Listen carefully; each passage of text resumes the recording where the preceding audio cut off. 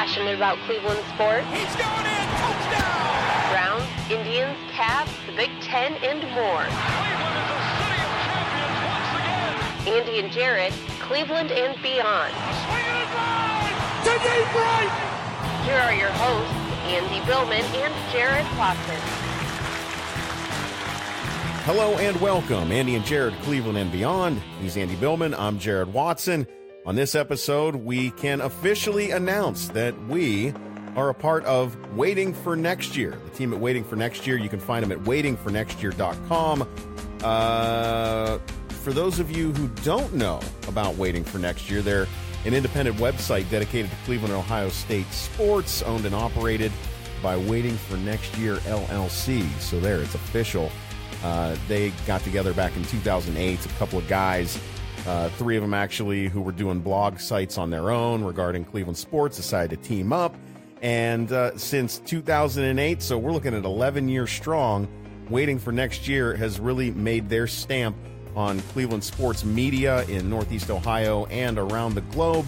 And we are absolutely proud to be a part of the Waiting for Next Year team. So looking forward to that. We will probably be referencing their articles often, and you will be able to find us on the Waiting for Next Year website, waitingfornextyear.com. Also, as always, you can find us at andyandjared.com or clevelandandbeyond.net. That's our site. That's where the podcast is located. And you can also download and subscribe via iTunes, Google Play, Stitcher, all that good stuff. I think Alexa, if you ask Alexa to play Andy and Jared, Cleveland and Beyond, Alexa will play Andy and Jared and Cleveland and Beyond.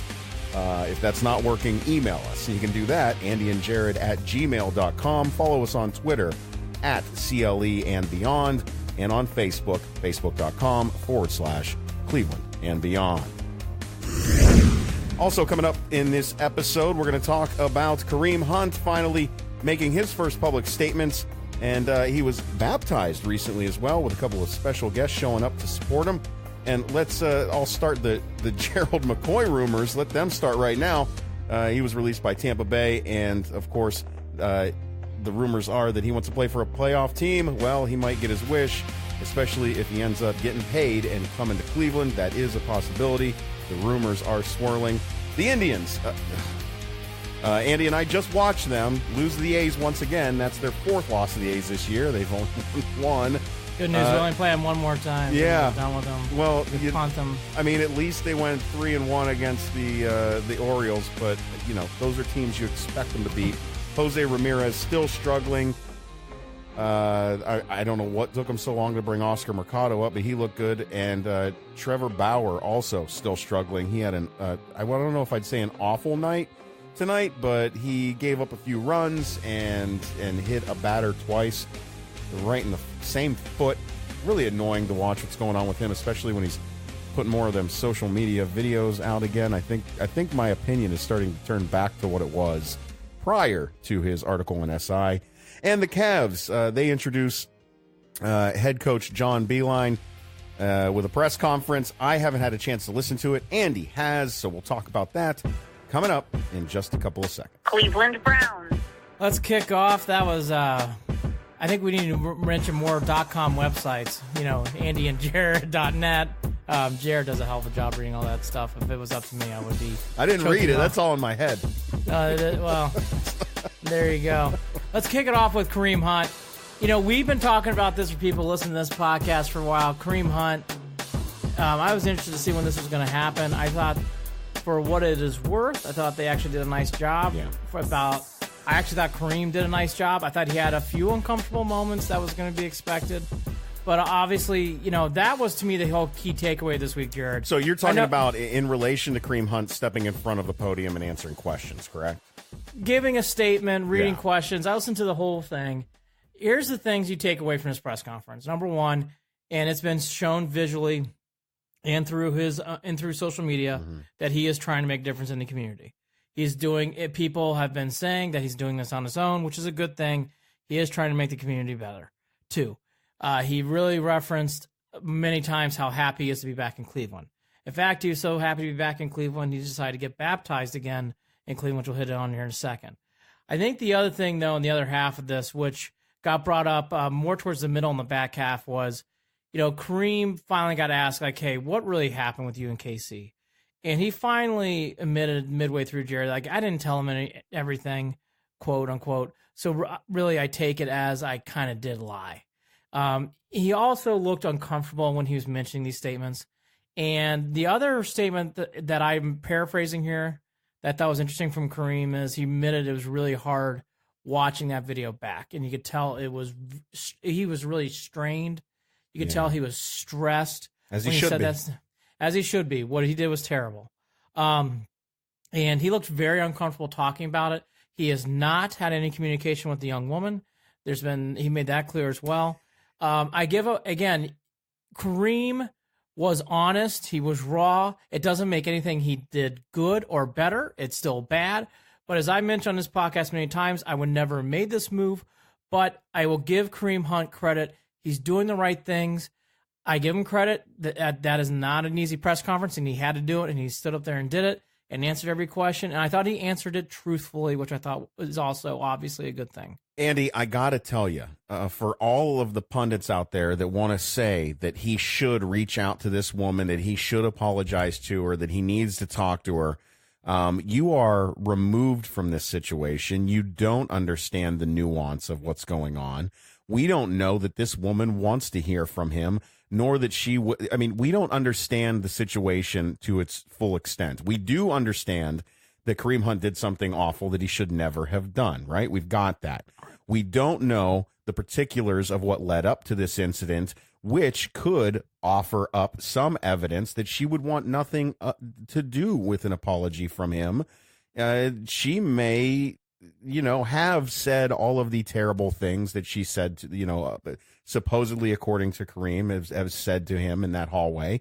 We don't know that situation. I don't like to hear when people play armchair quarterback in this situation and just say what Kareem Hunt needs to do and should do. I don't know that apologizing or that reaching out to this woman is the right move. I'm not saying he shouldn't. I'm just saying I don't know that we should be crying and calling out for him to do so. There's still a lot that we don't necessarily understand in regard to the particulars of the incident. I only bring that up because I've heard it brought up a few times this past week, and I don't think it's fair to just force those things upon people. I will say this, though, like you said, about Kareem not feeling comfortable in regard to seeing this play back, looking uncomfortable in regard to his responses, because this is a very upsetting thing probably to him to look back on and embarrassing for him, right? We don't want anyone to ever have to sit there and ruminate over and over again about something that they did terrible if it's going to affect them in a negative way and make them feel even worse and possibly put himself in a downward spiral to make more mistakes in the future. I want him, just like I would want my own kid or any other relative or friend of mine, to be able to eventually pick themselves up, figure out their mistakes, find and follow a better path in life, make better choices, and show me over time that you have bettered yourself. I hope that is what Kareem is doing now. Yeah, what I'll respond to one thing. I do think it's good he watched it. I think he needed to watch it. Yes. Absolutely. And I think he needed to. I think he also needed to answer that question about what happened with the Chiefs. Because, we're looking at it from brown and orange glasses. The Chiefs have every right, if you're a Chiefs fan or someone out there, to be upset. Because you lost a great running back. And by the way, the Chiefs did the right thing. You had to cut him. Had to cut him when the incident happened. You had no choice. Absolutely. And the Browns scooped up, and John Dorsey reached out to Kareem. Kareem also mentioned other organizations reached out, but as soon as Dorsey reached out, and that was going to be my final point, as soon as Dorsey reached out, his mind is pretty much made up when he discusses the press conference. You can tell Kareem has a huge connection to Dorsey, and you can tell through the words of Freddie and through the words of Hunt on, I think it was Thursday, he gave that presser. You can tell Kareem and Freddie have developed a relationship. The whole thing here about, the woman and whatnot, well, let's just say all that kind of stuff, whether he did or didn't, I think that's now privatized. That should be behind closed doors anyways. Yep. Because I don't know if the woman's comfortable with that. And at this point, she has not come back out. So I'm just going to leave that alone. But what I will say is I'm glad he watched it. I'm glad he realizes his mistakes. and I hope he continues this lane of positivity, because that only makes him and the team and the community better. So I hope that's what it is. I will say, as I was reading Chiefs message boards and I was reading other Chiefs blogs, I do understand why a Chiefs fan would be upset. The Chiefs fans did not take well to the Kareem Hunt press conference. There's a lot of backlash from it, and I can understand why. So, the one thing you need to remember here, too, there's going to be a lot more of this, I think, as the season goes along. I will say, though, from where we were when this first happened, Kareem and the organization has done a good job so far. Can we say, Andy, and I know that, God, this sounds awful, of some of the shitty things that players have been accused of, have been found guilty of, have had video evidence going against them in relationship to, can we say that the way that this is being handled up to this point is the best we could have expected, and comparably speaking, better than some of these other situations and how they've played out over time?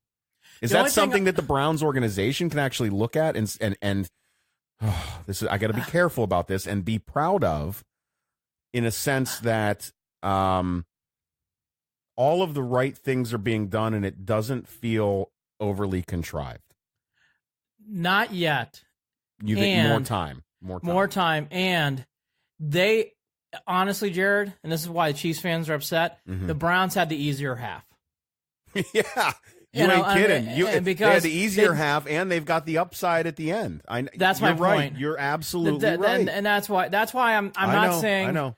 I gotta be honest. I'm not saying this is a proud moment or a champion moment. No, they're doing the right thing, and it's going down the right path. And I will say, if this works out well, Kareem Hunt could really turn us into not a huge positive from what happened, but he can take a horribly negative moment into something as a learning experience and a better thing for everyone. I want everyone who's listening to understand, I am genuinely coming at this from the stance of just a person who wants to see good things happen. Of course, yeah. I am not coming from, listen, Chiefs fans, if there's like one of you that ever listens to this, I swear to you, I am not coming to you as a Browns fan when I'm giving what could be misconstrued as praises. Right. They're not.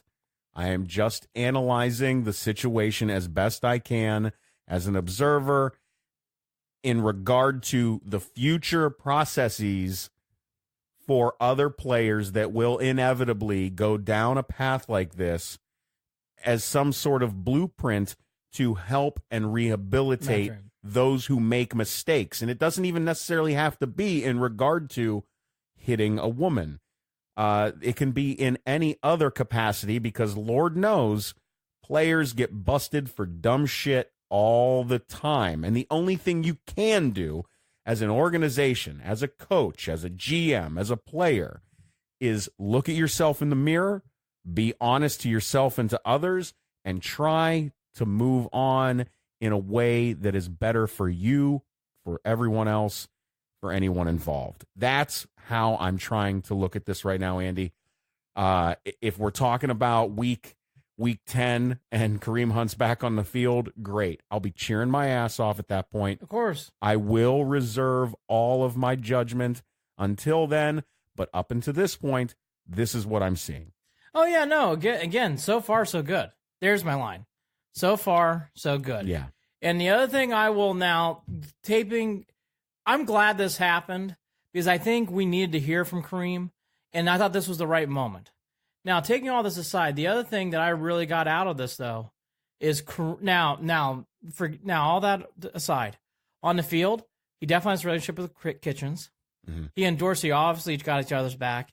Yeah. And for the first time, I'm trying to remember, I'm probably missing out on some relationship that happened in the backfield, but I'll just say it, back in Biner and Mac, I mean, you have Chubb and Kareem Hunt.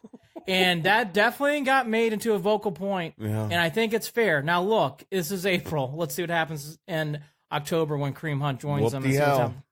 Exactly. But you know what? Kareem made a point out of that press conference to talk about it. And I'm glad someone asked that question because I think it is minor Mac possibilities here if they both stay healthy. And again, that's what makes this team so exciting. You really do have a great running game and a passing game threat. And yes, Robinson still has to block well, and Austin Corbett's going to have to do his job. But you should figure if the offensive line stays healthy, I mean, Jared, all the parts and pieces are... Andy, CBS, even without Kareem Hunt listed, CBS has the number 3 trio in the league right now as being Mayfield, Chubb, and Beckham. Look, it's hard. I mean, from what I can tell, Callaway's going to be sick this year. Yeah, haven't we heard? I know. Are we even there yet? Are we talking about that yet? Is that in the rundown? Look, ready for this? I didn't want to put any of that shit in there. It's April and May. And I said let's not have a 3-hour podcast, and here we frickin' go. Yeah. But I'll just say I love to hear those early reports because that gets me excited. I heard he is bringing such a new element to his game right now with explosiveness and a quickness. Good. And yeah, I wasn't even going to go there. I was going to save it, but Callaway, listen, Browns fans, I'm going to tell you right now. The rumor is Antonio Callaway is going to be an absolute beast this season. Yeah, he's nasty. All right. He's going to be a beast. He's nasty. Let's just hope that them hands hold on to that ball. That's all I'm saying. Catch the ball. It's so many possibilities in this team. So many possibilities. But I thought that, I mean, look, I don't know. Do you really want to go down the Beckham road again and all these other things? I don't know. I think I don't care about that. I don't care about OTAs. I don't show up. Go back to previous podcasts. Show up. Go back. Okay, stop. Go back to previous podcasts. Listen to our opinions about that. Don't get me pissed off again. I won't. And I'll talk about the Celtics assets later. But let's go to Gerald McCoy here for a second. Yeah. Because this is big news because it could affect the Browns. He got cut today by the Bucks. There's been all these false rumors, which I knew they were false, that they were going to trade for him. The Browns didn't need to trade for him. Nope. Look, it's already Odell Beckham's already put I think his Instagram post out there after Schefter put something out saying, "Come, Cleveland, one word, where will McCoy go?" It's been rumored there's discussions happening. Look, the realistic viewpoint from everybody I've been hearing and listening to and reading, and it makes sense. McCoy's not going to be probably a starter. He's not going to get paid as well as he would on other teams. So is he going to take those things in account and play for the Browns? We'll see. It'll be interesting. I mean, here's the deal. The beauty of it is he would be able to split up his workload. We know Ogunjobi needs a break. That interior defensive line really needs somebody like him to be on this team because we talked about it throughout the season about how guys disappeared in the middle of that defensive line, and I'm telling you, Andy, if we were able to let's go. I mean, you can spend a little money. I know that. I mean, I don't know what the numbers would be for a Gerald McCoy, but I do know that. Again, Schefter's talking about he really wants to play for a contender, and that puts it's. Oh my God, can you believe we're saying this? The Browns and the Patriots are two of the teams.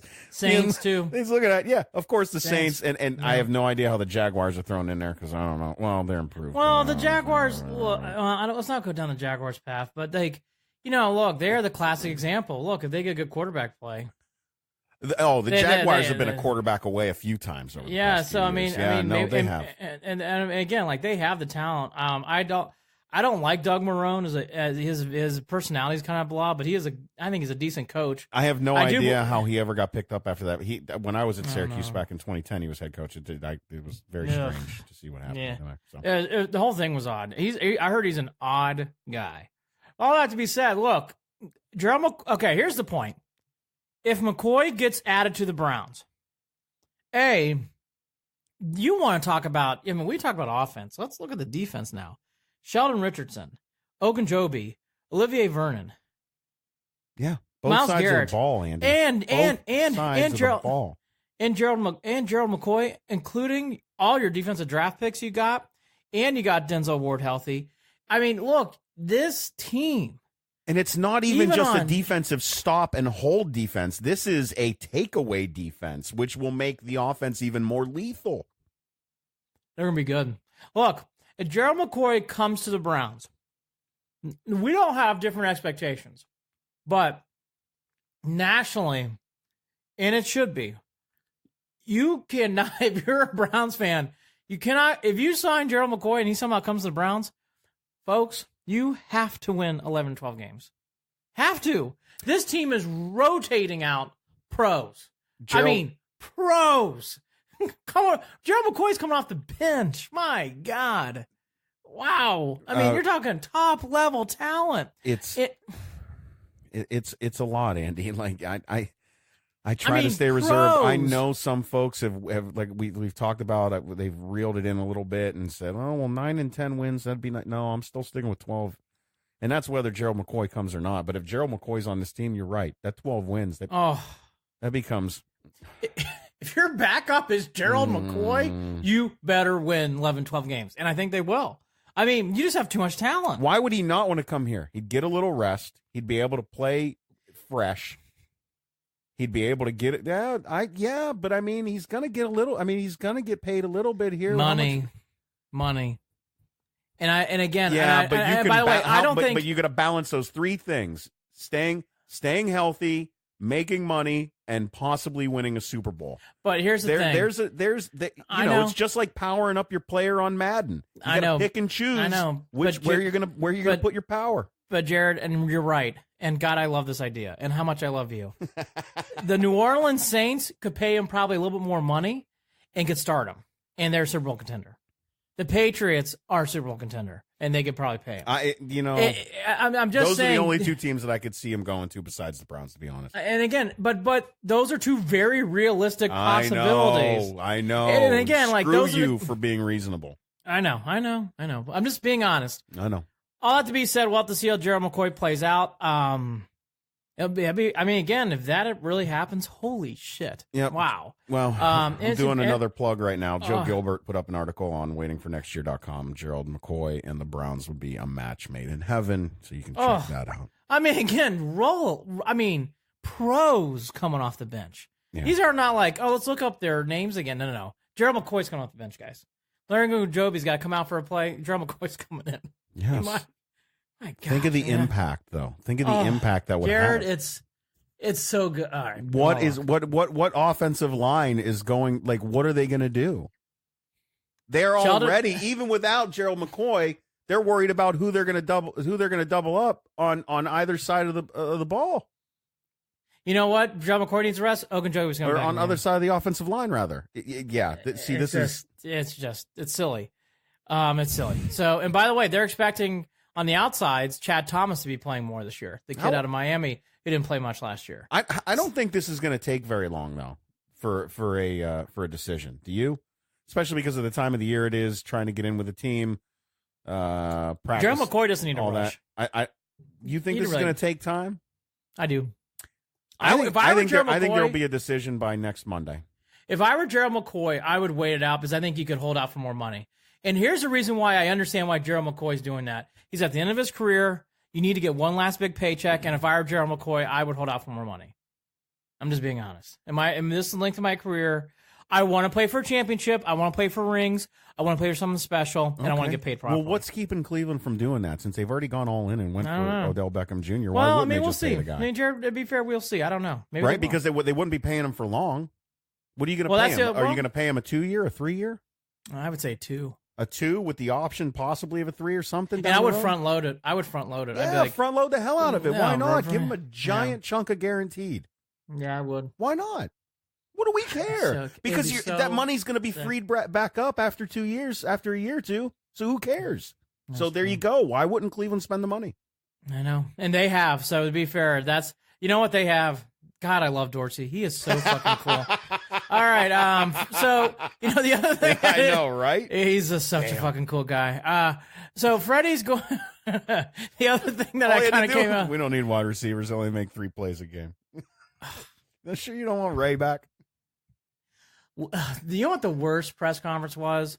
After the second day with Sashi Brown and those guys explaining all these wide receivers, Jordan Payton, I'm like, I watch a lot of college football. I kind of remember him, but I don't really remember him doing that well. Or Lewis, well, oh my poor kid. Ricardo Lewis, he just got injured again, by the way. He's out for the year for the Dolphins.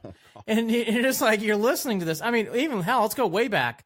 Muhammad Massaquoi and Brian Rubisky. And it's like, oh man, I saw Muhammad Massaquoi play. He's kind of tiny, right? So like, yeah, this is fun. Look, let's not do that today. This is fun. Freddie, I thought was the other thing that keeps coming to light. Every time I see Freddie Kitchens, I just fall more and more in love with him. In fact, I'm to the point, Jared, where if this hits way I think it could hit, Freddie's going to become a huge star in Cleveland. I think he already is on that path. If you would have asked me before this whole thing started, like, who's your trajectory of stars? I'd be like Mayfield, Odell Beckham Jr., definitely Myles Garrett. I would have Denzel Ward. I would now have to say it's Baker, it's Odell, and Freddie is right behind both. Yeah. I mean, he is going to, I just think he fits in with this city and this town so well. He's easily lovable. I love this background from Parcells, and I love how he grew up through the Alabama system.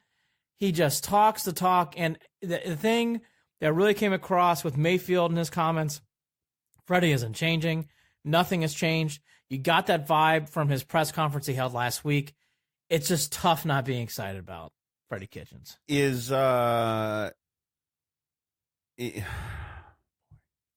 Yeah, I love Freddie, and again, I'm not going to go back to the Odell stuff, but I got to tell you that even, man, the picking and choosing of the words that Freddie used during that presser and some of the takeaways that some media ran with really pissed me off, considering he really did defend Odell.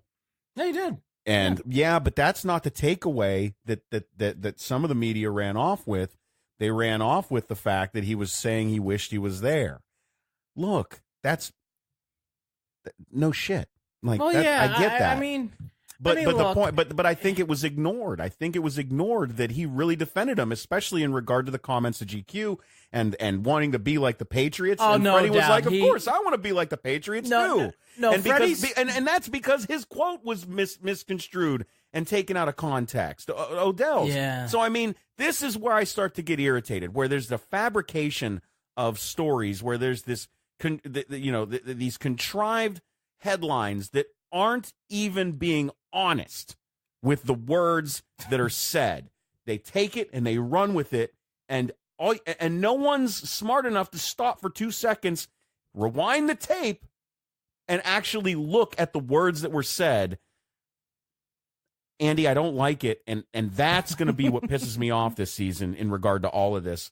And this entire team, whether it be local or national media. I know you're going to tell me to get over it. I know. No, I'm not. I thought you were going to tell me to take it with a grain of salt. I would not say that. I'm going to get fired up. For people who are waiting for next year for Jared Watson to get fired up, it only took one podcast.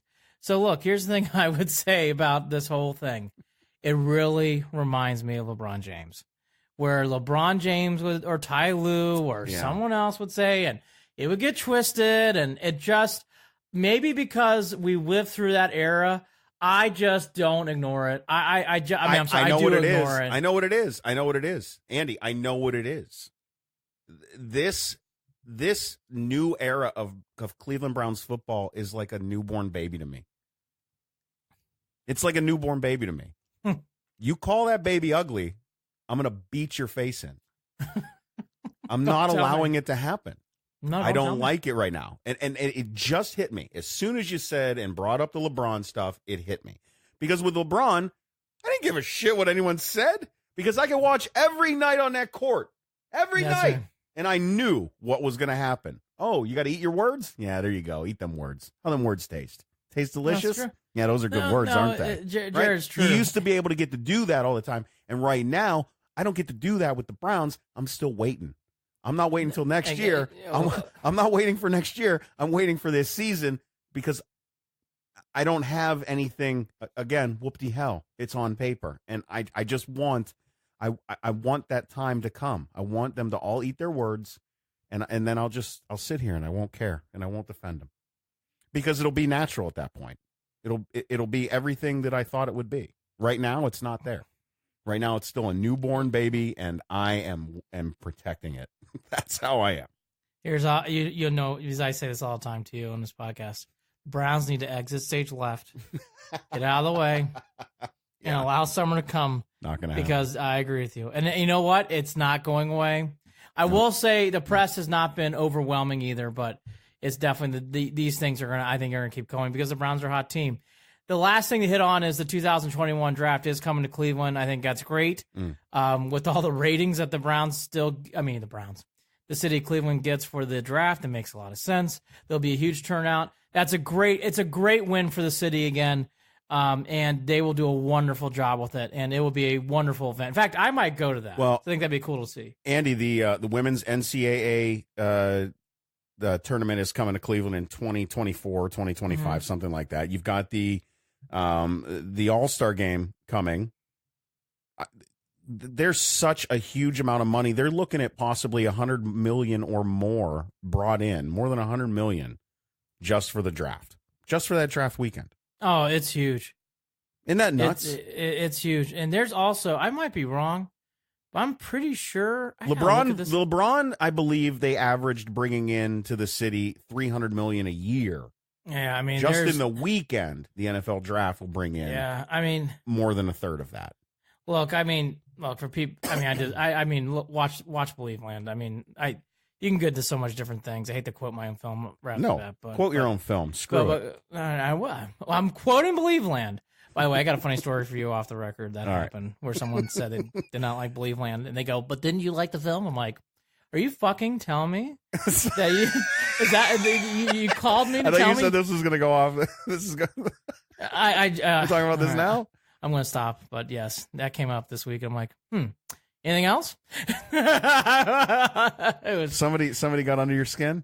It didn't take much. It's been a bit. Listen, for anyone who doesn't know this, when you're a creative or you're a filmmaker or anything like that, Andy and I can both tell you,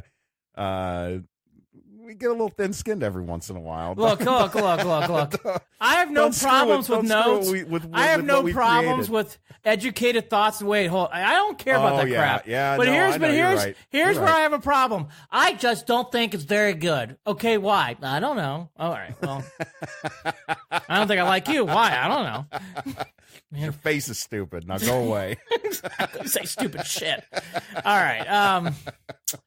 So the draft's coming to Cleveland. You know what? Let's turn up the anxiety and let's talk about the Tribe. No, God bless. We should have let off with them. I'd feel better. We should have. But you know, the Browns again. And by the way, exit stage left. The Browns again. This is my famous line.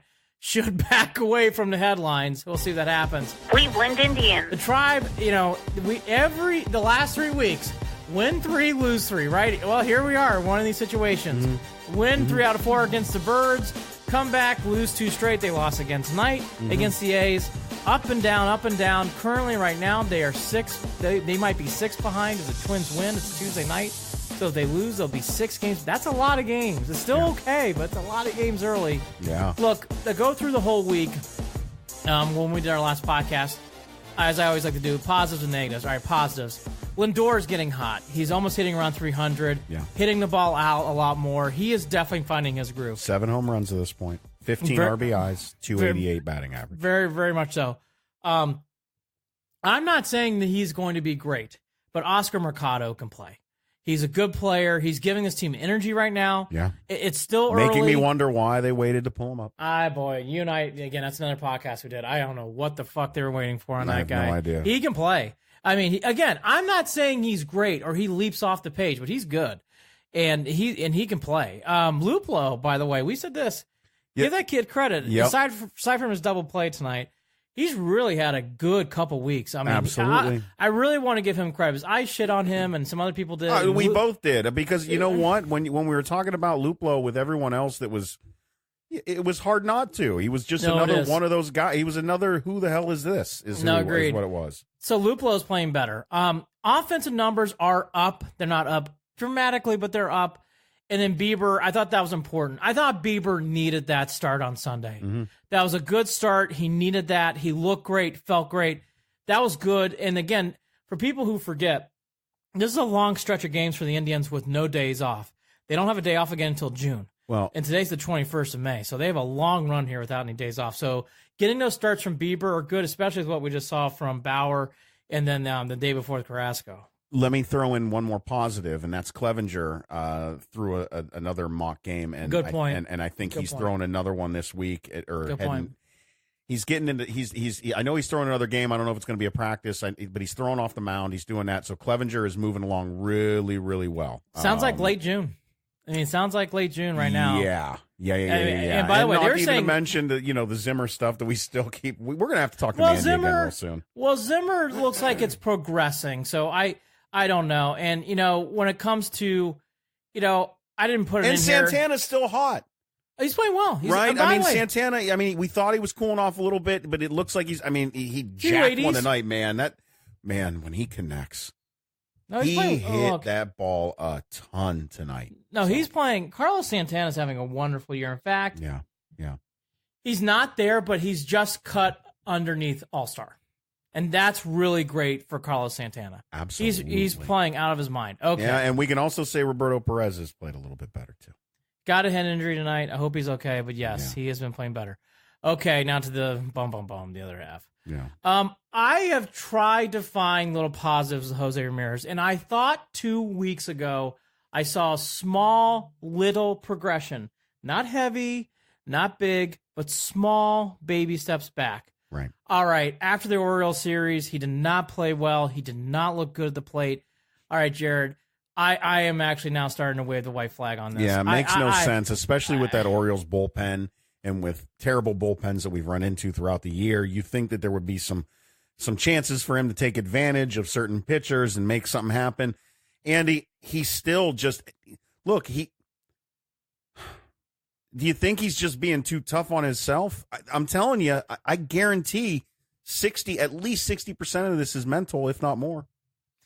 Jose, it is mental at this point. I thought the Orioles series was alarming because he didn't play well. And the whole offense really clicked on a couple of those games, and Jose did not. It's concerning now to the point where I don't know if there's hope. I'm trying to find hope because we all like Jose as a person. This is the famous line. This is not personal. This is business. Yeah. Personally, I love Jose Ramirez. He's a good guy. He does great things for community. As a player right now, he is struggling, and he is bringing down this lineup. Well, because he's doing it because hit. He's taken hacks. I watched him take a first pitch swing at a ball tonight that I just, first of all, is he trying to hit it into Lake Erie? I don't know. And why? I mean, he just stop it. Get a base hit. Hit opposite field. Yeah, he just make contact. Yeah, I mean, I just cannot continue to say how much this team could really use Jose Ramirez. Yeah. It's a big part of just gotta be honest. It's a big part of this reason why the offense numbers are slumping. Yeah. Because Kipnis right now is sitting second, and really that should be Jose. Or Jose should be batting third, and he's not. And it's really hurting this team's offensive numbers because you're expecting that. How could you not after a couple years performance the way he did? Jose's got to. I think the Indians, they've overcome so many things over the last few years, Jared, whether it's Michael Brantley injuries, Carlos Carrasco line drives, a lot of things in 16, some injuries too in 17 at times. Jared, I don't think they can overcome this one. Well, because he was the pulse. He's the pulse of that. Yeah, I just don't think they can. I just think he's going to have to. They're a funner team. Funner. They're a lot more fun. They're a lot more fun when Jose Ramirez is hitting the ball. And I mean that. I just mean that attitude wise. I don't even mean that on the field play wise. I'm just with Jose. I'm just at a point. I don't know how much more I can hope. I just don't see it happening. I hope I'm wrong. I don't see it happening. Well, we've talked about this too, that change of scenery stuff. I really hope that's not the case. I don't know. Because I don't know that that's his issue right now. I don't think going somewhere else is going to reignite his flame. I think this is something he really needs to get figured out in Cleveland because I don't know that it's going to come back any other place. I just don't.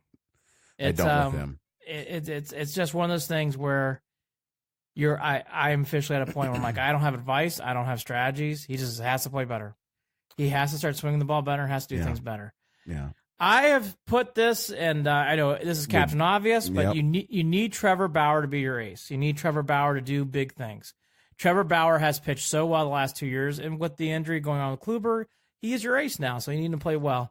Bauer's had a bad couple starts. The Baltimore start, I mean, you can't hide it. 7 earned runs in 5 innings, 2 home runs, and he fought to the Orioles. To the Orioles, and by the way, they won that game. So they got Bauer out of that one tonight. Yes, I would say better, but still 4 runs in 6 innings. His ERA is up 1.5. His home runs. He's given up more home runs. He's throwing, and I looked at this, Andy, because I'm looking again at the stuff that Mitchell Krall put out, and these numbers with what he's doing with his pitches, and it looks like he's throwing a lot more changeups this season in regard to, and that's kind of taken away from his curveball and his slider. He's not throwing a lot of first pitch strikes and getting ahead of guys.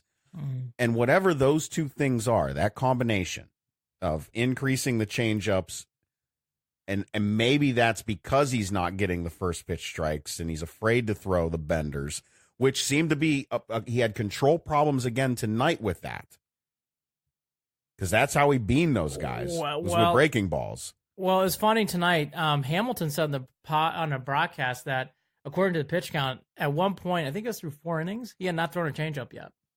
See, well then maybe he's overcompensating back the other way. I don't get it. I think this is actually a classic sports example, and I think Bauer can handle it. I think this is different for me for Jose. I think he's overthinking everything. Well, I think he's overthinking it, and I think he's putting way too much pressure on himself. Yep. Because Clevenger's gone. I think when Clevenger comes back into that rotation, that might ease him up a little bit. Here's where I disagree. I think he is now the ace. And it's different, Jared, when you're pseudo ace. It's different when you are, Kluber and Bauer. This is Bauer. Bauer, you are the leader. You are our ace. You are a number 1. I'm still. That's fine. You got to face the facts, my friend. He's our guy, and by the way, our record shows that, because he needs to pitch like an ace, and he can. I think he will. And by the way, he had a great game in Oakland. He pitched wonderfully in Oakland, so he's had moments. And in that game in Oakland, he was nasty. He was very good. Yeah. So hopefully we'll get that Bauer. But it's interesting you said the changeup thing, because I read that too. And then I heard Hamilton tonight say, I think it was through 4 innings, maybe three or 4 innings. He's not thrown a changeup yet. Well, again, maybe that's because he's trying to get control on that curveball and slider. Andy, you watched him beam what's-his-face in the toe twice tonight. Yeah, Bauer, I think Bauer can do it. But again, I'm a believer in this in sports. When you become the guy in whatever it is, it could be basketball, football, or whatever, the starting quarterback, or maybe you are the lead, whatever. In this case, you are the ace. You are leading this team. It's different. And it sometimes can be a little bit more of a hurdle than what you think. I think Bauer will be fine. I think Bauer will be good. But you can't ignore these last 2 starts. These have not been what you need. And Jared, tonight's an example. You needed Bauer to come through. Coming off a loss, looking at the stretch. And by the way, it isn't like we come off these games and, the Baltimore Orioles are back in town. The Tampa Bay Rays are in town. So it doesn't get easier for the Indians. And then they go to Boston with no break. And then to the South Side.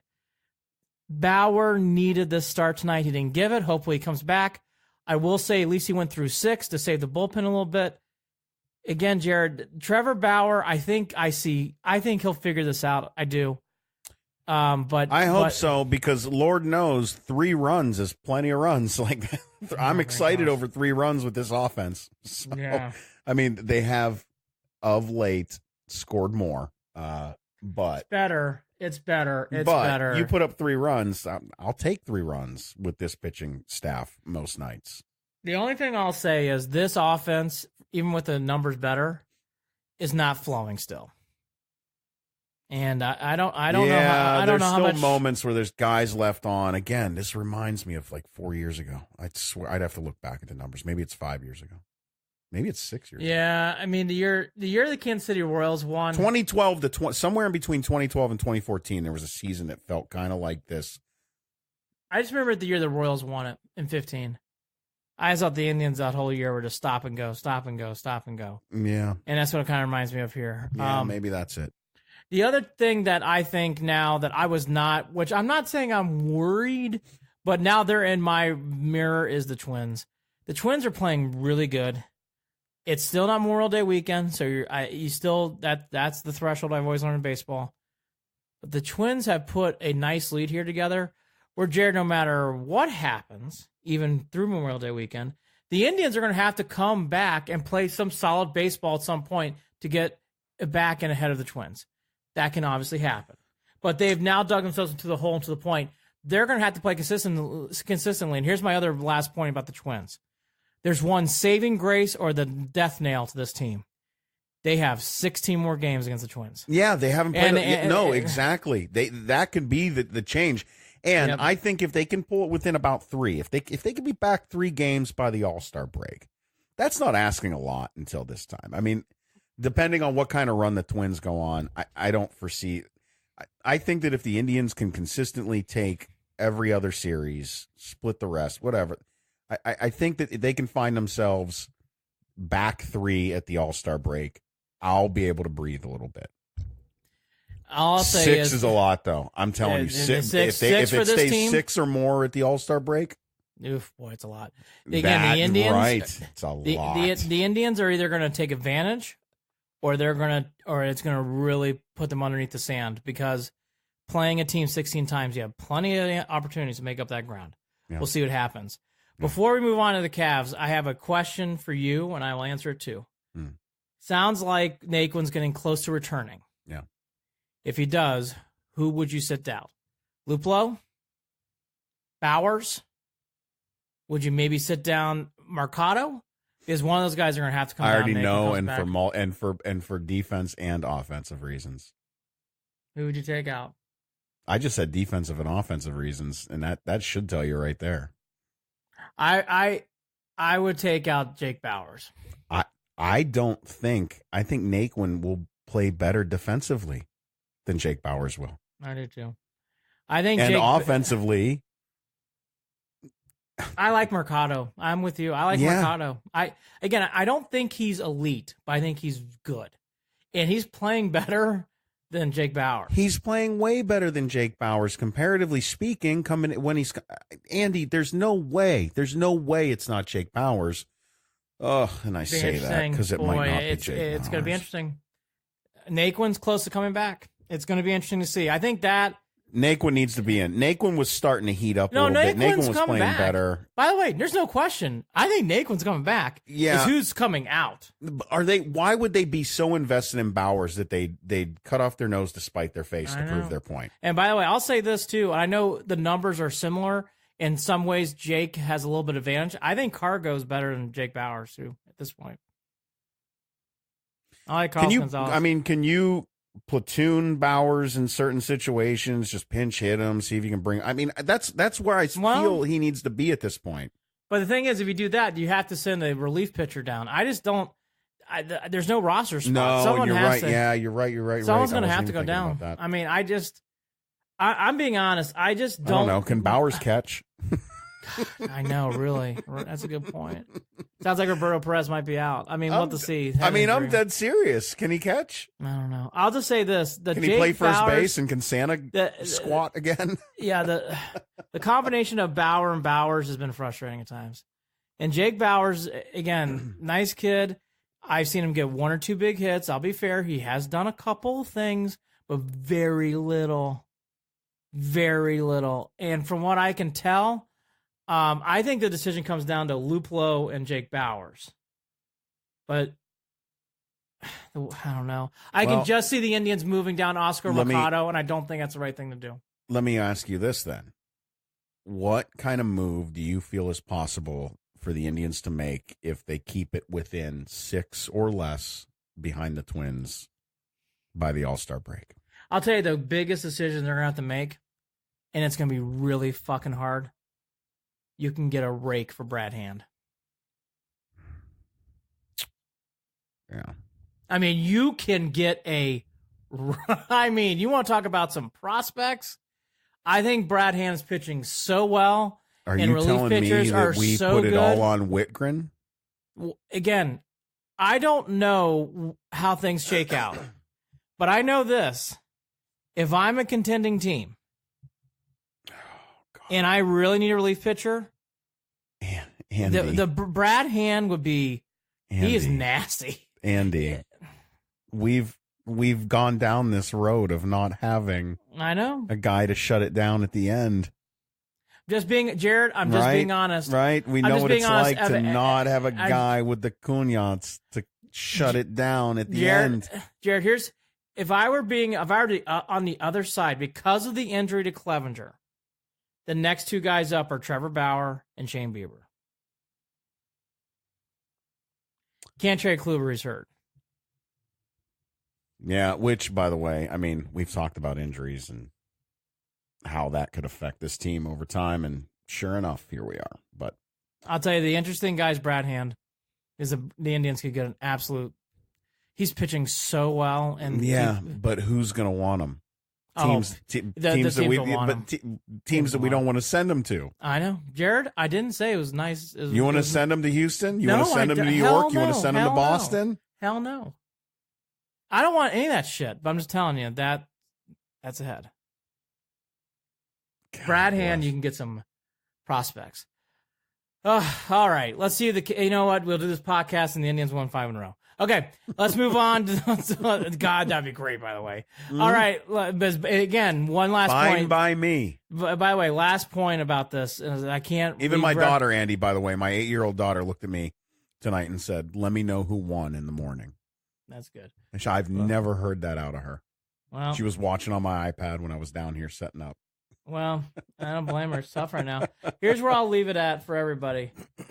Again, the Indians we talked about this, and I want to bring it up again. You have one more against Oakland, then you have 4 against Tampa Bay, 3 in Boston, and then you have to go to the South Side with no break. This is a tough stretch for the Indians right now. This is a tough stretch. Yeah. Can they get through this, and can they grind it out? Because, Jared, there is a very real possibility that, because in the past with Terry and his teams, this is where we start to really see the mustard of the Indians. Let's see if the mustard comes through here in these next 10 to 12, 13 games. Ballpark mustard. God, I hope so. Need some spice in there. Yep. Interesting times for the Indians. All right, Cavs. Cleveland Cavaliers. So the big thing with the Cavs, which we talked about, so I don't know how much we're going to rehash it. The cool thing, what happened today is Beeline gets announced as the coach.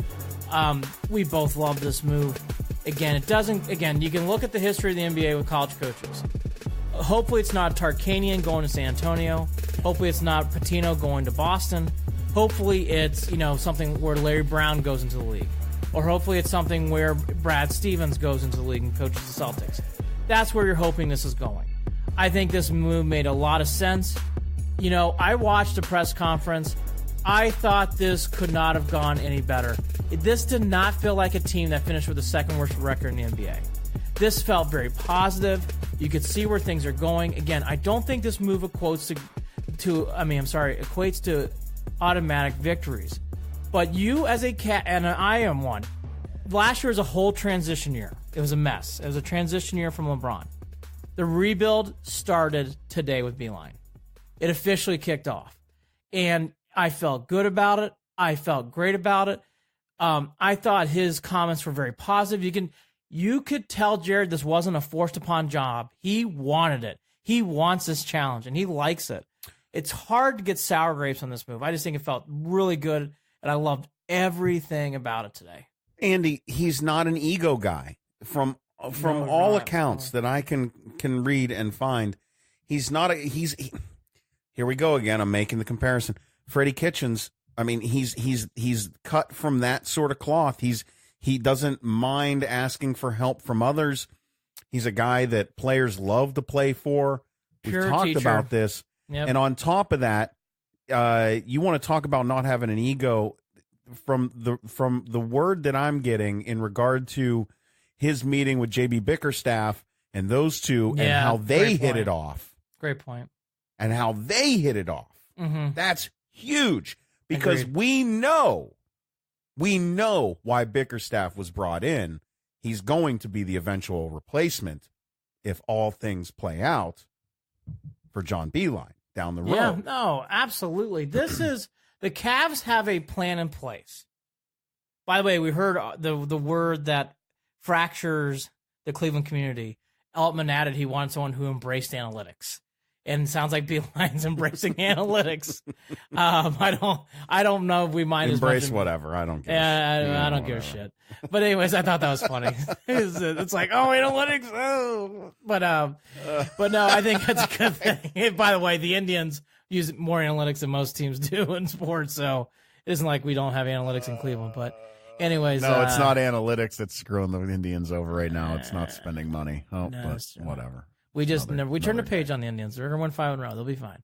But Beilein, I think this was a good field day moment. I'm very happy for the Cavs because at the end I was very, very left wondering what was going to happen. Yeah. And I really see a plan. I like the plan. Again, the only thing that I will not say is this is going to guarantee this, or blah, blah, blah. I don't know. Moves like this in the NBA have failed. But I like this. I think this is the correct move. I will never say this was the wrong decision. I think this was the right move. Whether it's good results or bad, I like it. I liked how Beilein came off. And I just think this is a feel-good thing. And I think it's going to make the Cavs better. I do. I agree wholeheartedly. I honestly think if they hadn't made this move and the Cavs pulled that number 5 pick in the lottery, I probably would have been a little more upset. Yeah. Oh, by the way, great point too.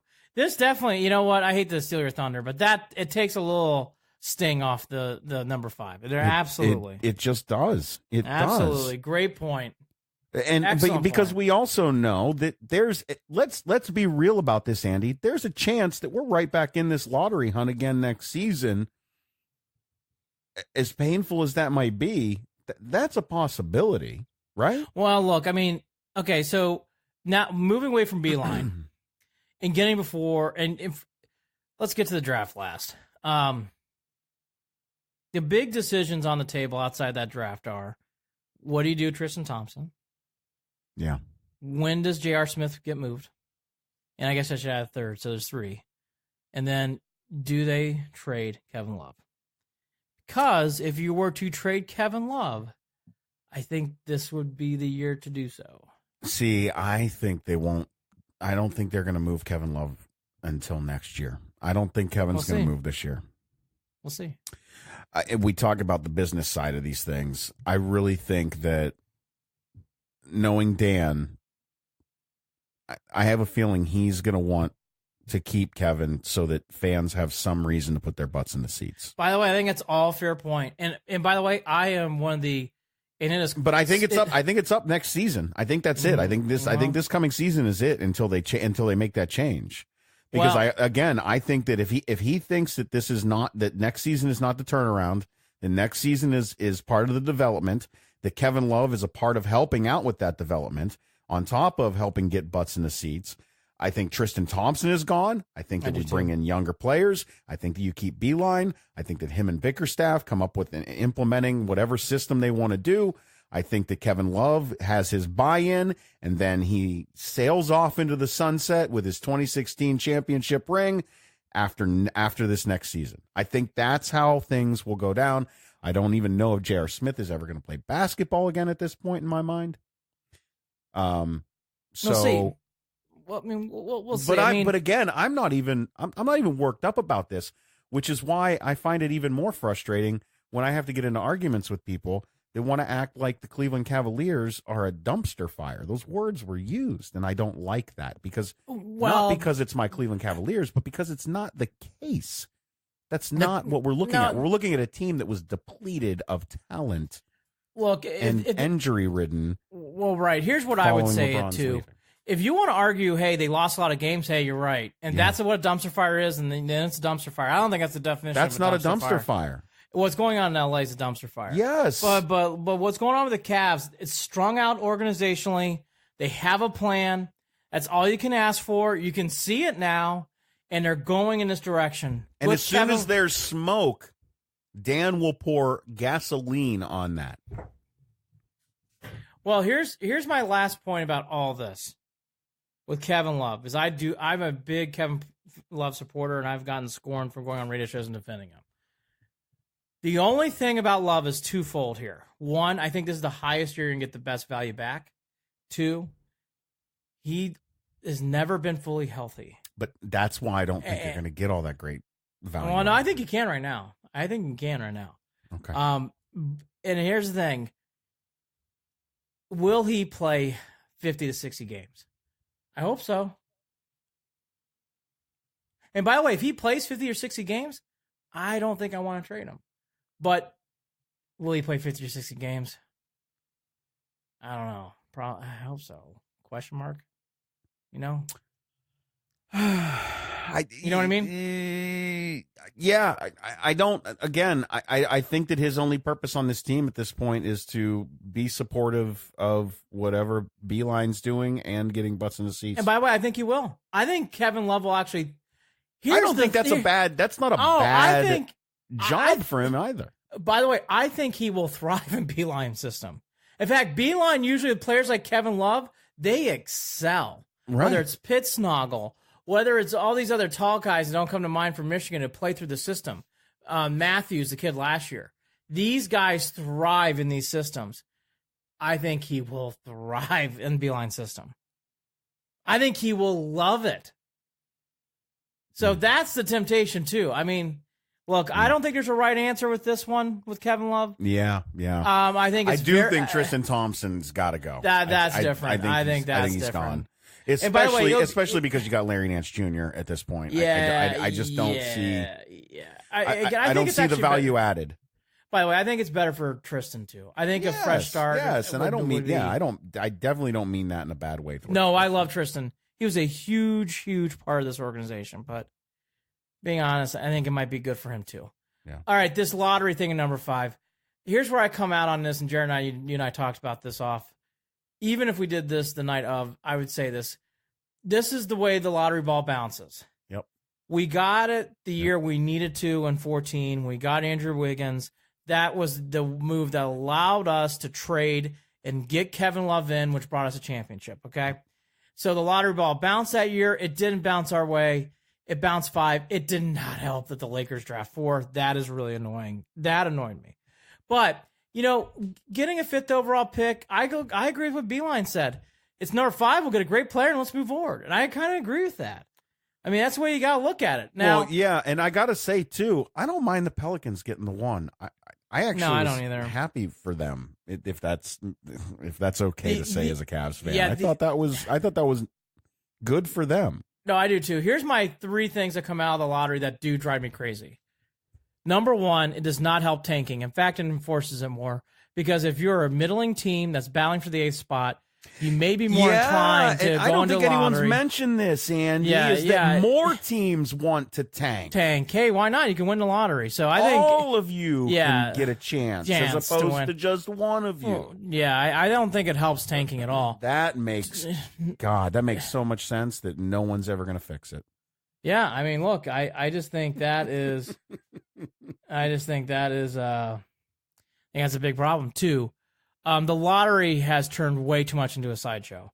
I do not find it fascinating to find out where these lottery balls go, and it needs to get back to worst team drafts first, all the other teams draft last. And number 3, when your lottery viewing, buzz, everything gets more attention than a Western Conference final game, the NBA has a problem. And it did. And this is going to be the wrap-up thing we're going to do. This whole thing of off the court stuff The Warriors, yes, it was an exciting game, I guess, and Curry went off, but is that surprising? I just think a triple-double look, and Draymond Green got a triple-double look. I don't need to ever hear about Draymond Green getting a triple-double ever again in my life. I just don't. Yeah, I just think all this stuff is. I heard Tony Rizzo go off on it, and I kind of agree with Rizzo. You know, the NBA, it's kind of. Ugh. I mean, I'll be honest, Jared, and I like watching the playoffs. Raptors Bucks, I've kind of been into at times. I liked it. I did not watch tonight because I was watching the A's game, but I've been into that. And by the way, it's going to go 2-2 back to Milwaukee. But the Warriors Blazers. Oh, I had a guy ask me. I had a guy ask me. I was standing in line grabbing a coffee today, and he says, "Did you watch the overtime?" I said, "Absolutely not." I said, "Absolutely not." I said, "Look, one, I'm a bitter Cavs fan. Two, I'm not watching any of this garbage until the Warriors, until that's over with." Andy, we've talked about this ad nauseum. Until this changes, this, and it's only going to change over time because I don't think that there's any rules. We've already seen it. We can go back to the rules that they try to implement to avoid teams tanking, right? It doesn't work. I don't know how many rules you can put in place to try to keep a legitimate team with 5 starting all-stars. And by the way, it happens in every sport. It's happening now in baseball finally. It's been happening in the NFL too. If you don't think the Cardinals really didn't give a shit at some point last year about winning, I mean, come on, the Cardinals did not really give a full blasted effort into last year. They got the number 1 pick in the NFL. This year, last year especially, and years before, and the Astros kind of hinted at it. There was tanking going on so they can get draft picks. Look, when you have teams like the Warriors that exist, the only thing that makes sense for anyone else is to wait it out. That's right. And by the way, for how much I can't stand the Warriors, and I can't stand them. In fairness, they drafted Curry in the middle of the first. I'm not in the middle, but in the top 10, and it wasn't in the top 5. And Draymond Green was a very late pick. They did their fucking homework, and they hit the home runs. No, you're right. That's why, I always will say, look, for everything I can't stand about that fucking team, look, they made the right selections, and they got Thompson, who they drafted, and they made a ridiculous deal for Iguodala, which was a big deal in 15, as we all know. Mm-hmm. So look, they made the deals to put them in this position. But yeah, if I'm being honest, I coming out from a sports fan. Did I think the Blazers had a chance? Hell no. That's why the lottery got more buzz. Why does anyone give a shit until 3 years from now? And by the way, I got to be honest with you. I always thought, I don't know how you felt growing up. Even the year the Suns played the Bulls, I thought the Suns might have a chance. Yes. Even the years with the Jazz and the Sonics, no. But the years the Jazz played the Bulls, I thought the Jazz might have a chance. I hate saying this. I thought the Cavs had a chance. Yes. Yes. In 92, yes. Here's the thing about the Raptors and Bucks. They're playing for second place. I'm so sorry. They might win a game, maybe 2. I mean, that's what we're looking at. What does that speak to, Andy, when we talk about the talent level in the NBA and that one team could be so lopsided? I don't, could you even make that happen in other leagues? I mean, you can make that happen in baseball, right? You can make that happen in baseball. Well, baseball, you can overload offensively. You can grab individual pitchers. You can make that happen in baseball. Hey, your minor league system, as you and I know. But we also know how long the season is, and so that plays into it a little bit too. Not that the NBA season is shortened, well, but you can't do that in the NFL, and you certainly can't do it in the NHL. No, I will just say this about this whole NBA thing, and this is where I just did not feel this. I did not feel with the Bulls. I never felt that way with the Spurs, the Pistons, any of these teams in recent history. I never felt this way with the Celtics in the 80s. I never felt this way with the late 80s with the Pistons. And definitely throughout the 80s with Showtime Lakers. You always felt that there's equal competition. Right now in 2019, it's the Warriors or bust. I just don't. Is it lightning in a bottle, or is it just the consolidation of power? Twofold. twofold. And Adam Silver brought it up today in an article. So go to yahoo.com. I don't want to steal their thunder. And I guess he was interviewed on Today's Show too, that losing LeBron to the West has really hurt the league. And here's the other thing that they're going to have to really think about in this offseason. Your number 1 and 2 draft picks are going to 2 more Western Conference teams. That's a talent and coaching issue in my mind. Well, it is. I'll say because think about this, Andy. This is a league where you're looking at guys that the elite players in this league, do they answer to coaches the same way that anyone else does in any other league? I don't think they do. No, I'll say this too. I'll say this too. It reminds me when you take the power away in that sense, or when coaches are afraid to coach the way that they want to coach, or where there's no, when you're talking about a system being implemented versus ISO ball, right? I mean, there's 2 very different ways of looking at the game. And one way you can do it when you've got elite shooters.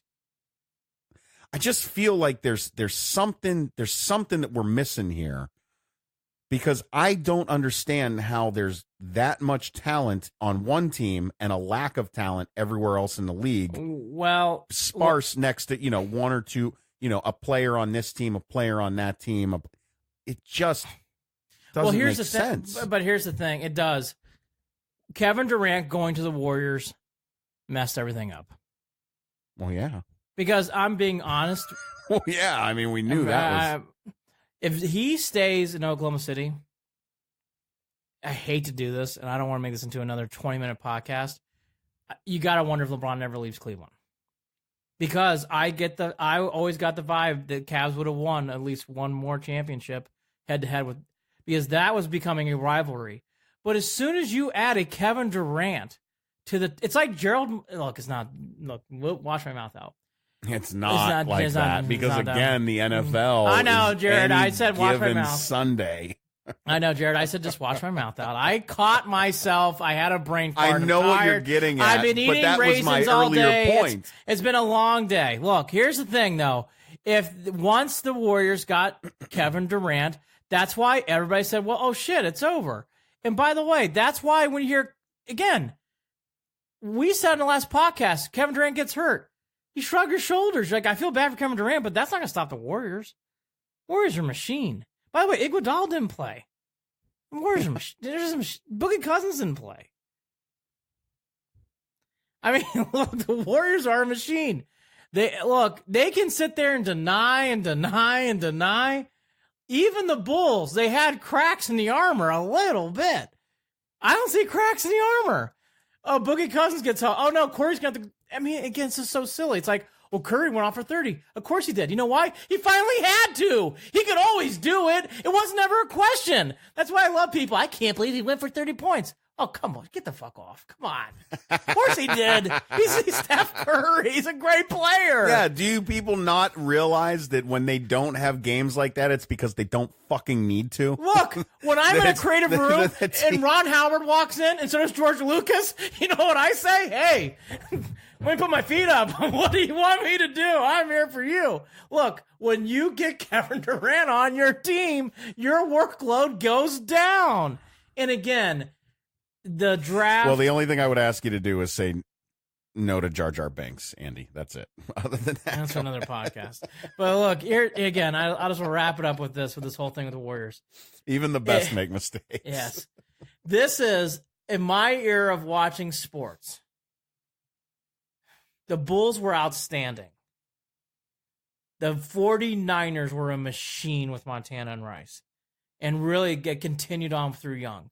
The modern-day Patriots, the Warriors are right there with any of those clubs. Yeah, and you know what? Maybe that goes back and negates everything I said in the beginning of this conversation, which was, does this happen in any other league? Yankees in late 90s. Yeah. Yeah, like the Yankees in late 90s, Warriors, Niners in the 80s and in the 90s, even with Steve Young. Patriots, I would even say Spurs you can throw in there. But these are the teams, the Patriots we mentioned. I don't think the Cowboys do you try to load up or and take your swing, or do you just wait it out? I thought in the NBA, it seems like waiting it out is the way to go. Well, here's the thing that we'll all be waiting to see. If Kevin Durant really leaves town. Because if he leaves town, then what I just said finally ended. The 3-year run is now over. Once he leaves, Iguodala's a year older. Everybody's a year older. You can start finding little cracks. But if he comes back and Boogie Cousins, he's back to, I don't know, folks. I don't know. But all that to be said, that's what's making this a yawning experience. Because again, Raptors Bucks, I've been watching those games. They've actually been pretty good. It's been fun to watch. This is the first fun NBA series I'm watching is Raptors Bucks. It's a fun series, okay? It's fun. It doesn't fucking matter.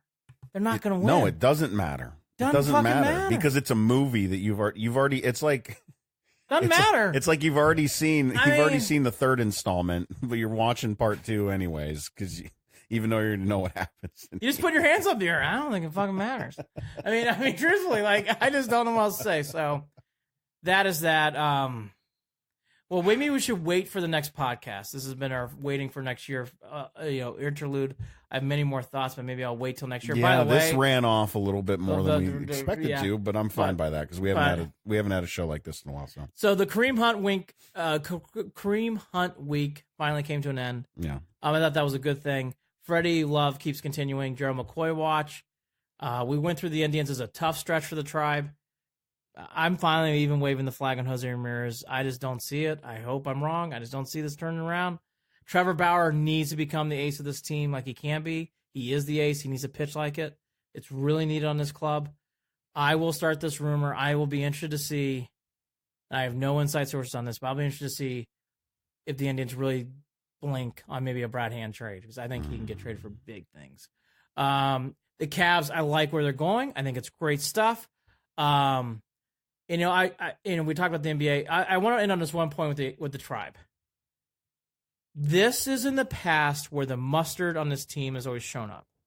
And Francona is a wonderful manager. He's one of the best in the game. Let's see what the Tribe has made up because I'll tell you their backs are to the wall. And it's late May. So there's plenty of time. This is usually when Francona does his magic. Let's see if he can get his magic wand out and get this thing running again. Yeah, I hope they feel the heat. I think they do. I think they do on their faces. I know Andy and I feel the heat now that we're a part of Waiting for Next Year, waitingfornextyear.com. Heat of excitement. We're super stoked to be a part of Waiting for Next Year. And so thanks to those guys. And you'll be able to find our podcast on waitingfornextyear.com coming up soon. I'm not sure how all the cross promotion is going to work. We haven't really hammered out all those details. Got a couple of emails that I didn't respond to yet because I've had a crazy busy day, as Andy and I both have seemed to have a lot lately, which I don't know. Maybe we should just stop even saying it, and it's just assumed at this point. Again, let's do the rundown. AndyandJared.com, ClevelandandBeyond.net. You can find the podcast on both those pages. Also, you can subscribe on iTunes, Google Play, Stitcher, and go ahead and ask your Echo device because Alexa should go ahead and play this podcast as well. Andy and Jared, Cleveland and Beyond. Also, follow us on Twitter at CLE and Beyond and on Facebook, facebook.com/Cleveland and Beyond. He's Andy Billman. I'm Jared Watson. Andy and Jared, Cleveland and Beyond. That was a lot there, Andy. Take a quick breath. And as you do that quick breath, I can never end a show properly. I will, throughout the summer, do more picks for baseball. I have not done it. My under and over so far, I'm very excited about. You can check them out on our blog. And by the way, I took the Rays. They're over right now. It's betting against me, but I took the A's over as well. They're looking good. And my two unders are both with teams with birds. Blue Jays and Orioles under. I like it. You know what else is looking good? My bed. Take care, everyone. I have so much more gambling advice, but we'll wait till the next episode. Talk again soon. Take care.